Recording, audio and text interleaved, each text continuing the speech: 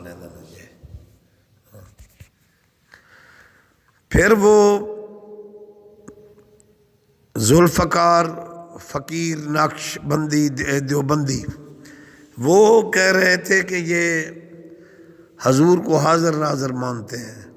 بھائی یہ بچوں والی بات شروع کر دیا ہے، وہ لوگوں کو طریقت سکھانے کا دعویٰ ہے، یہ بات شروع کر دیا ہے۔ ہر صاحب علم مومن کلمہ گو کا یہ عقیدہ ہے کہ اللہ تعالیٰ وحدہ لا شریک ہے، معبود ہے، قادر مطلق ہے، مطلق بے حد ہے، قدیم ہے، قدیم ازلی ہے، واجب الوجود ہے، حی لا یموت ہے، علی کل شین قدیر ہے، حی لا یموت ہے، قدیم ازلی ہے، واجب الوجود ہے، معبود ہے، معبود ہے، سب اس کے بندے ہیں، عبادت کرنے والے ہیں۔ اس لیے ہم 5 گانا نماز میں اپنے عقیدے کو واضح کرتے ہیں، اشہد ان لا الہ الا اللہ وحدہ لا شریک لہ واشہد ان محمدا عبدہ ورسولہ۔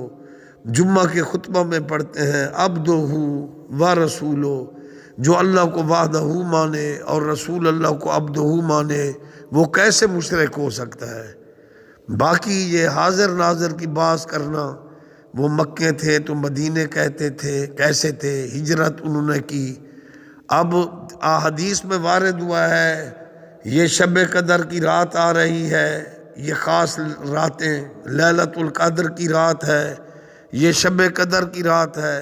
اللہ تعالیٰ آسمان دنیا پر اجلال فرماتا ہے اور فرماتا ہے ہاتف غیبی سے آواز آتی ہے کوئی مجھ سے بخشش مانگنے والا میں اسے بخش دوں، ہے کوئی مجھ سے رزق مانگنے والا میں اس کو رزق عطا کروں، ہے کوئی مجھ سے توبہ کرنے والا میں اس کی توبہ قبول کروں۔ تو اب اللہ آسمان دنیا پر اجلال فرماتا ہے۔ اللہ تعالیٰ تو حقیقی طور پر حاضر ناظر ہے، جب حاضر ناظر ہے پھر آسمان پر کیسے آتا ہے؟ او مولوی تو پتہ نہیں کن باتوں میں پڑ گیا ہے، تو ان کاندھوں کے فرشتوں کو بھی نہیں سمجھ سکتا۔ فرشتوں کو خدا تو تھوڑی کوئی مانتا ہے۔ دیکھو یہ 2 فرشتے بیٹھے ہیں، کرامن کاتبین بررہ، یہ 2 لکھنے والے معزز فرشتے یہ کاندھوں پر بیٹھے ہوئے ہیں۔ یہی 2 ہیں روح کائنات کے، ہر بندے کے کاندھے پر یہ 2 فرشتے بیٹھے ہوئے ہیں، یہی 2 فرشتے۔ تو پھر یہ حاضر ناظر ہوئے، باذن اللہ ہے نا ان کا موجودیت۔ پھر شرک کا ہو گیا اگر کوئی کہے یہ 2 فرشتے بیٹھے ہیں۔ اور نکیرین قبر میں ہے گے یہی 2 فرشتے، نکیرین منکر اور نکیر آ کر سوال کریں گے من ربوں کا ما دینوں کا، یہی 2 نکیرین۔ 4 بڑے فرشتے ہیں نا، 4 بڑے فرشتے۔ جبرائیل ہے نا، جبرائیل کی کوئی ٹیم تو نہیں ہے جن کو جبرائیل کا نام دیا جائے۔ اسی طرح میں نے ایک دیوبندی کی تحریر میں دیکھا ہے اسرائیل کی ٹیم، پتہ نہیں یہ ٹیم کہاں سے لے کر آئے ہو بھائی، دین میں تحریف کرتے ہو۔ اسرائیل کی ٹیم، یہ بچہ اپنے سکول میں دینیات میں پڑھتا ہے 4 بڑے فرشتے۔ جبرائیل کا کام ہے نبیوں کے پاس پیغام لے جانا، اور اسرافیل کا کام ہے وہ سور پھونکے گا، میکائیل کا کام ہے ہواؤں کو چلانا اور بارش برسانے پر وہ مامور ہے، اور اسرائیل کا کام ہے روح کا قبض کرنا۔ اب ایک اصلی خالص دیوبندی صاحب ذوالفقار صاحب نقش بندی کی طرح کہہ رہے ہیں کہ جو ہے نا وہ اسرائیل کی ٹیم وہ جاتی ہے روح نکالنے کے لیے۔ یہ اسرائیل کی ٹیم کس حدیث میں پڑھا ہے بھائی؟ مجھے تو سمجھاؤ۔ اب یہی اسرائیل ہے آن وحد میں لاکھوں کی روح قبض کر لیتا ہے، پھر یہ کہاں موجود ہے کہاں موجود نہیں ہے بھائی؟ لاکھوں جگہ اس کا آن وحد میں روح قبض کرنا یہ شرک کی علامت نہیں ہے، فرشتہ فرشتہ ہی ہے، یہ تصرف ہے اسرائیل کا، طاقت ہے اللہ نے اسے عطا کی ہے، بے اذن اللہ یہ اس کا تصرف ہے، بے اذن اللہ جو اس کا یہ تصرف مانے گا یہ کوئی شرک نہیں ہوگا۔ ہاں اس وقت کوئی مشرک ہو جائے گا بے ذاتی ہی اس کی طاقت مانے اور اس کو معبود مانے۔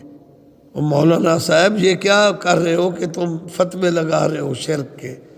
اچھا پھر قرآن پاک کا مطالعہ کرو، سورۃ نمل کا مطالعہ کرو۔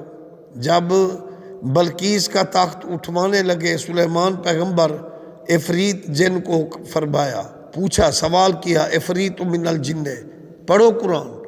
اس نے کہا میں تخت لے آؤں گا آپ کی مجلس کے برخاست ہونے سے پہلے، تو لیکن حضرت سلیمان علیہ السلام نے فرمایا مجھے جلدی اس کا تخت چاہیے۔ تو آصف بن برقیہ تمام تفاسیر اٹھا کر لیں، دیکھ لیں، اور حدیث پاک میں اس کا نام آیا ہوا ہے، بنی اسرائیل کے اس ولی کا جسے علم تھا، کتاب تھا کا، وہ حضرت سلیمان کے تلامذہ میں سے تھے، حضرت آصف بن برقیہ رحمت اللہ علیہ۔ انہوں نے عرض کیا یا نبی اللہ میں یہ تخت لے آؤں گا۔ 700 میل کا فاصلہ تھا۔ سلیمان علیہ السلام فلسطین میں بیٹھے ہوئے تھے اور وہ بلقیس ملکہ سبا یمن میں تھی، 500-600 میل کا فاصلہ تھا۔ تو اس نے کہا قبل ان یرتد الیک طرفک، یا نبی اللہ میں آپ کے پلک جھپکنے سے پہلے تخت لے آؤں گا۔ حتیٰ کہ قرآن کی گواہی ہے کہ سلیمان علیہ السلام نے پلک نہیں جھپکے تھے، فلما رآہ مستقرا عندہ، اس نے تخت لا کر رکھ دیا۔ اب وہ جو آصف بن برقیہ ہے حضرت سلیمان علیہ السلام کی امت کا ولی ہے، تصوف اور طریقت کے سبق پڑھانے والے نقش بندی صاحب ہیں، قرآن کی گواہی ہے کہ پلک جھپکنے سے پہلے اتنے 100 میل کا سفر کر کے نبی کے پلک جھپکنے سے پہلے اس نے تخت حاضر کر دیا۔ اب اس کی تشریح کرو کہ وہ کہاں موجود تھا، یمن میں موجود تھا، فلسطین میں تھا، کہاں گیا، کہاں آیا، کہاں اس کی موجودیت تھی، کہاں غیر موجودیت تھی۔ پلک جھپکنے سے پہلے تخت آ گیا، قرآن قرآن قرآن، فلما رآہ مستقرا عندہ، تخت حاضر کر دیا۔ میرا کم ہے قرآن سناون، کوئی منے یا نہ منے، ڈوئے جہاں نے ماریا ویسی جرا حد قرآن دی بھنے۔ اور جبرائیل نبی پاک کا دربان ہے، نبی کا خادم ہے، لیکن اس نے جنت سے میڈا کتنی جلدی میں لایا، چھری کتنا جلدی چلتی ہے مولوی جی، جو آپ کے مدرسے کے بکرے ذبح کرتے ہیں نا کسائی، ان سے پوچھو کہ کتنا جلدی چھری چلتی ہے، کہ ابراہیم علیہ السلام تو اسماعیل پر چھری چلا رہے ہیں۔ اب عقل سے بتا، قرآن حدیث سے ہٹ کر بتا، اعتقادیات سے ہٹ کر بتا، کسائیوں سے پوچھ کر بتا کہ چھری کتنی جلدی چلتی ہے۔ وہ جنت سے میڈھا لے کر آیا، حضرت اسماعیل کو ہٹا دیا اور میڈھا ذبح کرا دیا، اور قرآن میں اللہ نے فرمایا وَفَدَيْنَاهُ بِذِبْحٍ عَظِيمٍ۔ یہ تو نبی کے تلوے چاٹنے والا، چومنے والا جبرائیل ہے۔ تو امام الانبیاء بھی مانتا ہے، طریقت کے درس بھی دیتا ہے، اور رسول اللہ پر باز کرتا ہے۔ تو کیسے رسول کو سمجھ سکتا ہے؟ یہ رسول اللہ کے تصرفات بے اذن اللہ کو تو کیا سمجھے گا؟ تو جبرائیل کے تصرف بے اذن اللہ کو نہیں سمجھ سکتا۔ تو آصف بن برقیہ کے تصرف بے اذن اللہ کو نہیں سمجھ سکتا، جو 700 میل کا سفر کرتا ہے۔ قبل ان یرتد الیک طرفک، پیغمبر وقت سلیمان کے پلک جھپکنے سے پہلے تخت لا کر رکھ دیتا ہے۔ فلما رآہ مستقرا عندہ، اور تو تصرف نبی پر سوال کرتا ہے۔ وہاں تھے تو مکے کیسے تھے، مدینے کیسے تھے؟ استغفر اللہ۔ کلمہ اس لیے پڑھا تھا کہ رسول اللہ صلی اللہ علیہ وآلہ وسلم پر باز کرنے کے لیے۔ باقی مختار کل کا مقصد یہی ہے کہ اللہ نے فرمایا وما آتاکم الرسول فخذوہ وما نہاکم عنہ فانتہوا، کہ میرا نبی مختار کل ہے، یعنی جو میں نے اس کو شریعت کے احکام دیے ہیں، حلت و حرمت جو میں نے محبوب کے سامنے رکھ دی ہے، حلت میں جو نبی تمہیں عطا کرے وہ لے لو، یہ اختیار مصطفیٰ ہے، اور حرمت میں جس بات سے روکے رک جاؤ، یہ اختیار کلی ہے۔ اللہ نے اپنے احکام پر نبی کو مختار کل بنایا، جو چیزیں اللہ نے حلت میں رکھ دی حضور نے ان کا حکم دیا، خود بھی ان پر عمل کیا۔ یہ تو نہیں کہ آپ نے فرضوں کو جو ہے نا معاف کر دیا، نماز کسی پر معاف کر دی، یہ کیسی غلط تشریح کر رہا ہے تو؟ یہ قرآن میں نہیں ہے وَمَا آتَاكُمُ الرَّسُولُ فَخُذُوهُ، میرا نبی جو تمہیں دے وہ لے لو، وَمَا نَهَاكُمْ عَنْهُ فَانْتَهُوا، جن چیزوں سے روکے رک جاؤ۔ یہ کل اختیار ہے کہ اللہ تعالیٰ نے شریعت پر، جو شریعت آپ کو عطا کی، آپ کو کل اختیار سے نوازا۔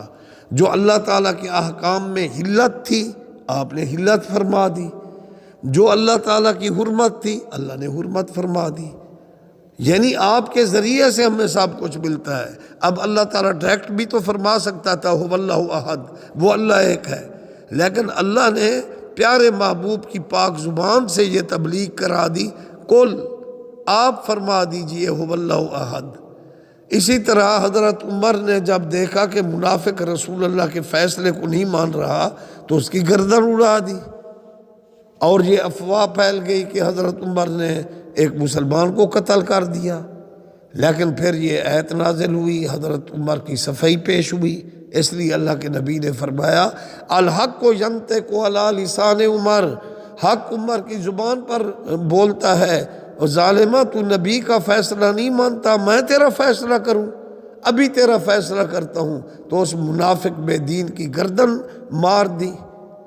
اب وہ آیت مبارکہ ہے فلا وربک لا یؤمنون حتی یحکموک، آپ اللہ کی امانت کے امین ہیں، آپ خلیفۃ اللہ فی الارض ہو، یا رسول اللہ، اللہ تعالیٰ نے آپ کو نائب بنایا، خلیفۃ اللہ فی الارض بنایا، یحکموک، آپ کو دنیا پر حاکم بنایا، احکم الحاکمین تو میں ہوں، حاکمیت کا اعلیٰ تصور تو اللہ کے لیے ہے، وہ تو احکم الحاکمین ہے، لیکن یحکموک، اے نبی میں نے تجھے حاکم بنایا۔ اگر حاکم بنایا تو جو کل شرعی مسائل تھے ان کل شرعی مسائل پر آپ کو کل مختار بنایا، آپ نے اللہ تعالیٰ کی حلت کرتا چیزوں کو حلال قرار دیا، جہاں حرمت تھی وہاں آپ نے حرمت کر دی، اور فیصلہ جو شریعت کے مطابق تھا اللہ کے نبی نے کر دیا اللہ کے حکم کے مطابق۔ تو یہ اختیار مصطفیٰ ہوا نہ ہوا؟ تمہیں کل کے لفظ سے چڑھ آ رہی ہے، پھر قرآن میں آیا ہوا ہے وَعَلَّمَ آدَمَ الْأَسْمَاءَ كُلَّهَا، اب یہ قرآن کی آیت ہے، پھر آدم کا جو علم ہے کلہا سے مطلب یہی ہوگا کہ یہ اللہ کے علم سے مساوی ہو گیا۔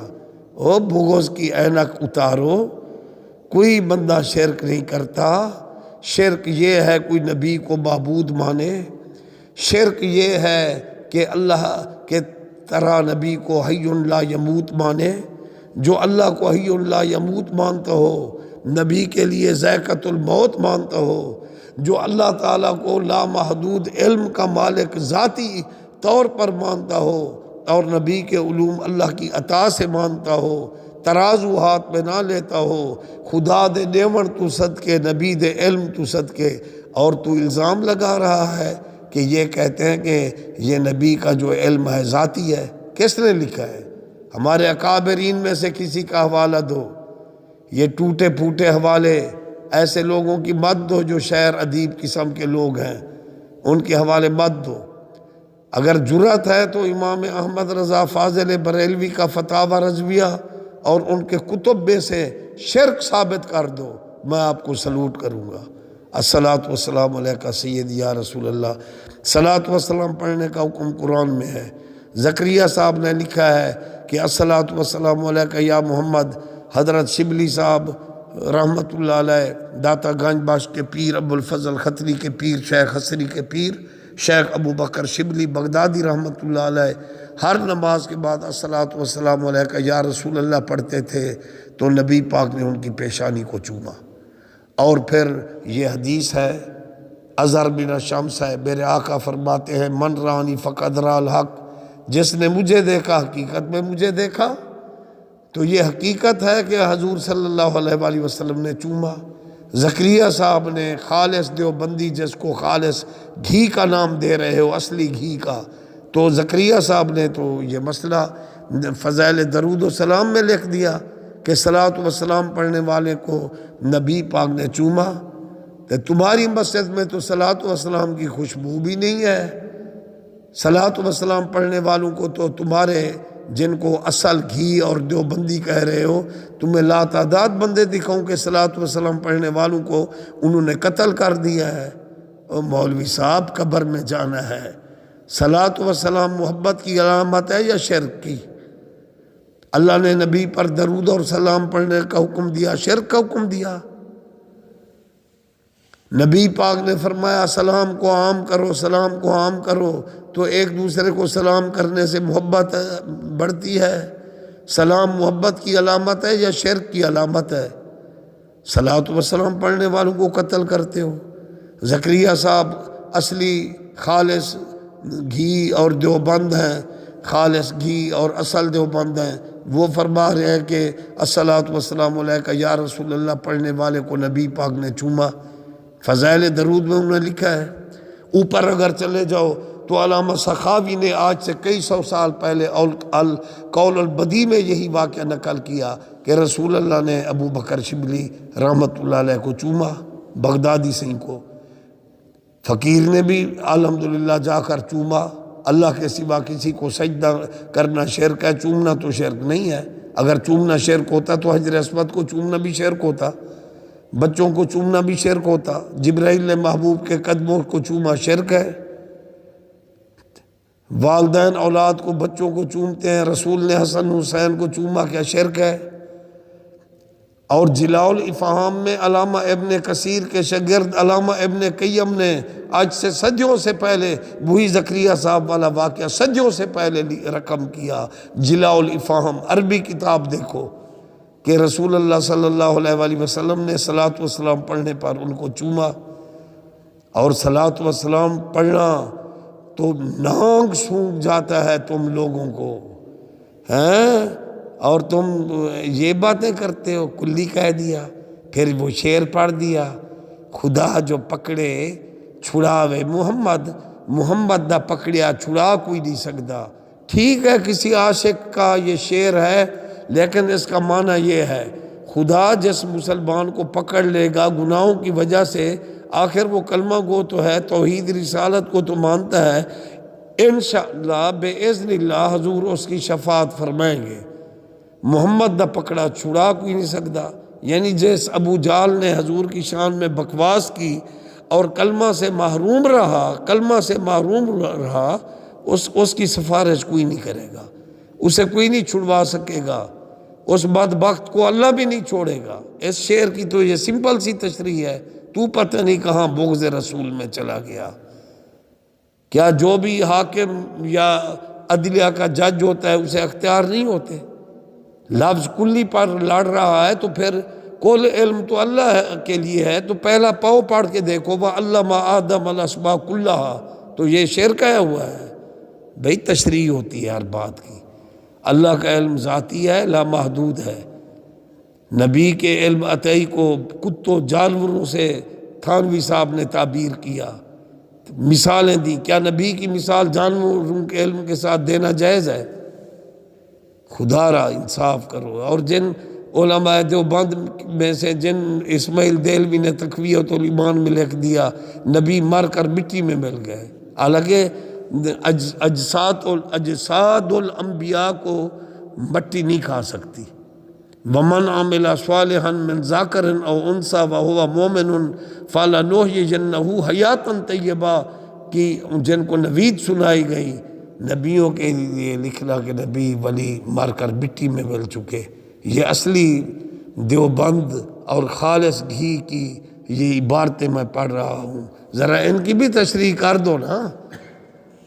خدا جے پکڑے چھڑاوے محمد، کیا حضور شفاعت نہیں کریں گے؟ مقام شفاعت کبریٰ پر فیض نہیں ہوگے تو نہیں مانتا؟